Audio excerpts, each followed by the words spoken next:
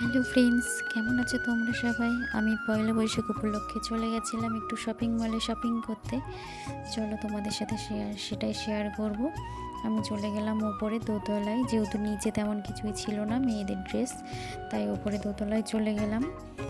ওপরে যাওয়ার পরে তো একটুখানি আয়নার সামনে গিয়ে একটুখানি ঢং করে নিলাম। এদিকে বোনও তো মলে এসে চুল বাঁধা শুরু করে দিয়েছে। মাম্মি এদিকে অলরেডি একটা জামাও পছন্দ করে নিয়েছে।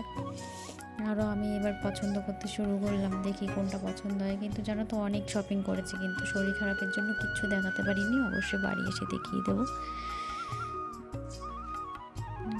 এই জামাগুলো দেখছিলাম কেমন লাগে।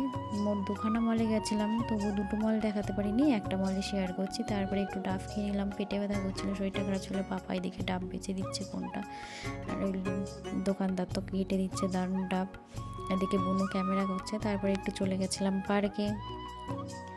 পার্কে একটুখানি ঘুরে টুরে তারপরে সোজা বাড়ি চলে এসেছি, কিন্তু সেটা তোমাদের সাথে শেয়ার করতে পারিনি। এই দেখো, এইসব ড্রেস কিনেছি, পরের দিন পরে ব্লগে দেখিয়ে দেবো।